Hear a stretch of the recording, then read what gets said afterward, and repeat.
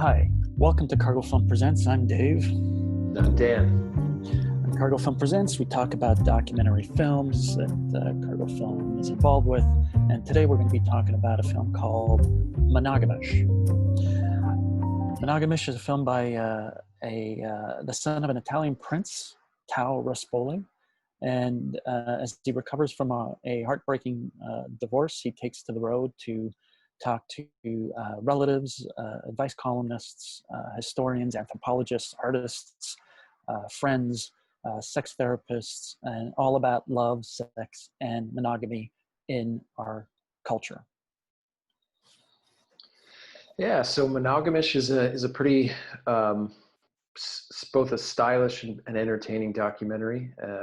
As Dave said, Tao speaks to big name experts like Esther Perel and Dan Savage in the wake of this in the wake of his divorce to ask really deeper questions about monogamy. Is it natural? Is it the only way to have a relationship? Why do we get married? And I think America's divorce rate is somewhere around 40 to 50%. So it's I suppose it's an important question, and one that a lot of people also might be thinking about. Yeah, I like the structure of this film. I mean, Tao does a nice job weaving in his personal story, having been married to a famous American actress, to which you can probably Google and find out who that was, with interviews of these experts and subjects, and also some very glassy, sexy reenactments that are weaved throughout to kind of explore marriage and monogamous and non-monogamous relationships. And he's got an interesting backstory. Tao does.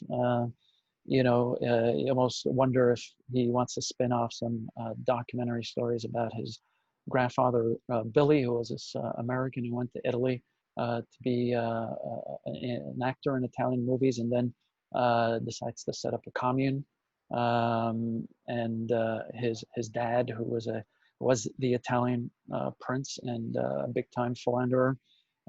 So he presents those his the context of his upbringing very clearly as to how someone like him can be confused about what is a stable relationship, what does that look like, because clearly he never witnessed that for himself. Right, and I mean he does really make it work. I think as our guide through the history of monogamy and his own personal relationship. I think both his vulnerability and his fearlessness and curiosity to explore this topic, that while maybe not necessarily taboo, it's certainly not maybe talked about or discussed enough in a socially conservative place like America. Kind of hats off to Tao there to do that. Yeah, you can tell from some of those interviews of couples that he peppers throughout that you can see how uncomfortable at least the guys in those couples sometimes feel about answering questions about monogamous and non-monogamous relationships with their female partner there, almost betraying what they might be thinking and not necessarily being completely honest about their thoughts. So clearly, in America, yeah, this clearly has it probably resonates a little bit more, and it's still a topic that does make people uncomfortable. I almost feel like if you've been married for a long time and are kind of settled, maybe this film doesn't speak to you all that much, but maybe it does. I feel like perhaps somebody who is still in the throes relationships and trying different relationships on for size. This might be a film that's worth kind of to use as food for thought to explore what your comfort level is, with different arrangements that one might have in a relationship. Exactly, right? Because in America, we get the stories of romantic love, finding your soulmate, which will inevitably and often lead to marriage, and it's happily ever after. But really, the happily ever after part is not really explored or discussed that much. And Tao really offers I suppose, an alternative history and different kind of viewpoints on relationships. And yeah, the cast of characters is amazing. As you mentioned, his family is fascinating. His family tree, and his cousin's great.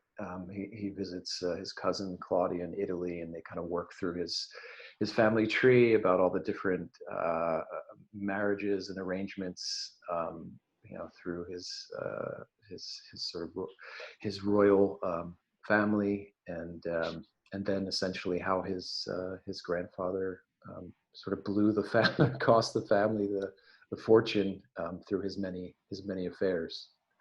Yeah, I thought it was interesting how, how this notion of romantic love, as a lot of people know, is a relatively new concept. And I also thought there was an interesting thread, if I remember correctly, about how marriage is used to has been used to oppress women, from the beginning of time, and to treat women as property. I thought that background, could be interesting for a lot of people. But ultimately, I think, Tao is just asking us all to kind of just loosen up a little bit and just live and let live, and not judge, and that should just find something that works for you and your partner. Yeah. Yes. Exactly. There are. I mean, we're in the 21st century now. I mean, there are plenty of different alternative and different lifestyles for people to pursue, and they shouldn't feel necessarily trapped or forced into monogamy or one way of doing things. And I think, ultimately that's what Tao sort of realizes and discovers on his journey is, this balancing act of romantic and the erotic on one hand, and the need for security and stability and domestic life. This is it's a challenging and difficult balancing act, and it's something we all figure out for ourselves. And there are alternatives and different ways out there to explore. Right. So this film is available on transactional platforms, iTunes, Amazon, Vimeo. Check it out if you want something a little bit lighter and sexier during these, pretty heavy times. So here's the clip. Yep, and with a great twist ending. That's right. Non-monogamous people say, because I care about you so much, I want you to have other experiences like that with other people. Never would I want to deprive you of that. I want you to be able to have other experiences that are meaningful of that sort with other people. And it makes me happy to be able to give this to you. It's a very different relationship. Polyamory is the idea that you can be in more than one loving relationship. It's a different model than monogamy. It is a model in which you actually say one can love more than one person at the same time, and one can construct a system that can incorporate those multiple loves. Most married gay men, after they've been together for 5 years or so, are in either an action or an open verbal agreement, an open sexual relationship. This is to say that they reserve the emotional sympathy for each other, but they're having casual sex with other people. They realize that our biological compulsion to have sex with other people doesn't go away the minute you put a marriage ring on. A friend of ours came to stay with us, and he told us that he and his wife had an open marriage. And we're like, what? No one we knew had ever talked about that or been in a relationship like that. It kind of sparked this thing between us where we thought, why not? Let's see what happens. We had had 9 years of monogamy without even considering not having it.